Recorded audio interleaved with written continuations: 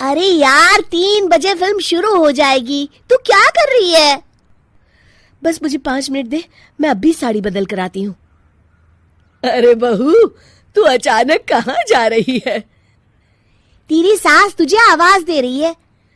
अरे छोड़ ना, ये बुढ़िया कभी नहीं सुधरेगी। क्या हुआ माँ जी? मैंने आपको कितनी बार मना किया है कि मुझे जाते हुए टोका मत कीजिए। मैं फिल्म देखने जा रही हूँ। तू अभी चली जाएगी तो मेरे लिए खाना कौन बनाएगा बहू? सुबह से भूखी बैठी हूँ। अरे माँ जी, आप कौन सा घर का काम करती हो जो आपको भूख लगी है? अच्छा, मुझे देर हो रही है, चलना रीटा। अंजलि के जाते ही सीता देवी अपनी किस्मत को कोसते हुए सारा दिन घर में भूखी बैठी रहती हैं। इस तरह अंजलि अपना बहू होने का कर्तव्य कभी नहीं निभाती थी। वहीं दूसरी तरफ अपनी सास के खाते से पैसे निकाल के अपने शौक पूरे करती थी। लेकिन सीता देवी इस उम्मीद पर थी कि एक दिन उसकी बहू सुधर जाएगी। फिर एक दिन सीता देवी की जुड़वा बहन गीता देवी वहां आती है। अपनी बहन को घर के काम करते हुए देख गीता देवी आग बबूला हो जाती है। अरे ये सब यहाँ क्या चल रहा है सीता? तेरी बहू कहाँ है जो तू घर के काम कर रही है? सीता देवी भावुक होकर रोने लगती है। अब तुझसे क्या छुपाऊं? मेरी बहू रत्ती भर भी मेरी इज्जत नहीं करती। मजबूरी में मुझे घर के सारे काम करने पड़ते हैं। वो तो बस सारा दिन अपनी सहेली के साथ सैर सपाटा करने में लगी रहती है। अच्छा, तो उस चिड़िया के पर निकल आए। तू चिंता मत कर, मैं ऐसी कई बिगड़ैल बहुओं को ठीक कर चुकी हूँ।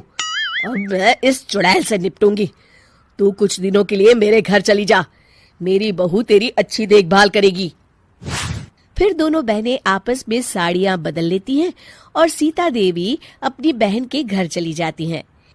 देर रात अंजलि जब घर आती है तो अपने कमरे का नजारा देख उसकी आंखें फटी की फटी रह जाती है। हे राम, मेरे कमरे का एसी कहाँ चला गया?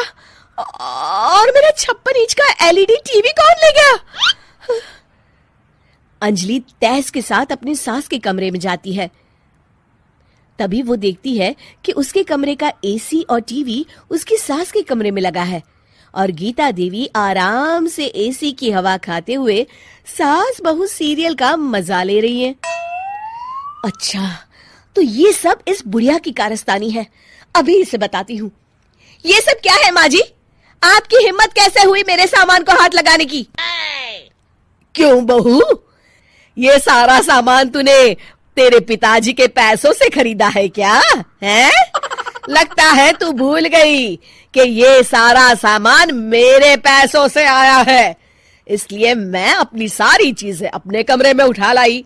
तुझे कोई एतराज है? चल जा यहाँ से, सीरियल का मजा किरकिरा मत कर। गीता की बातों का कोई जवाब नहीं बनता देख अंजलि अपने दांत पीस कर रह जाती है।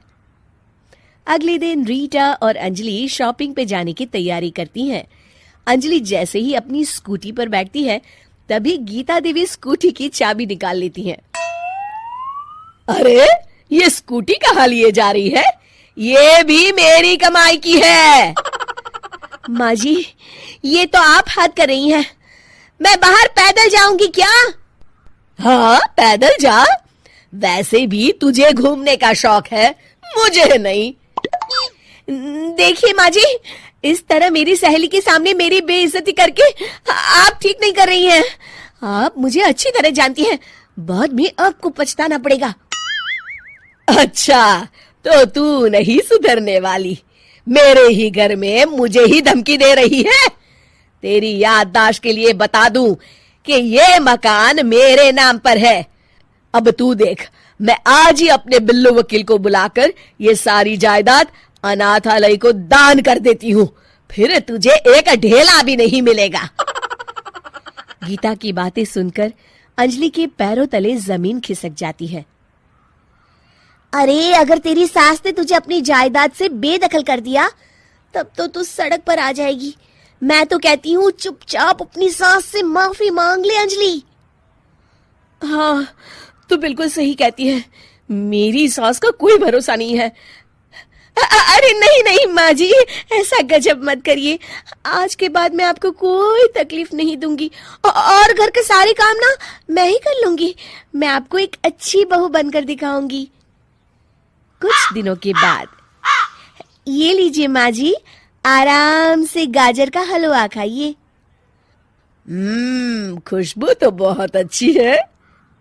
हाँ माँ जी, वैसे मैंने सब काम कर लिया है, तो मैं आपके पैर दबा दूं, आप आराम से हलवा खाइए।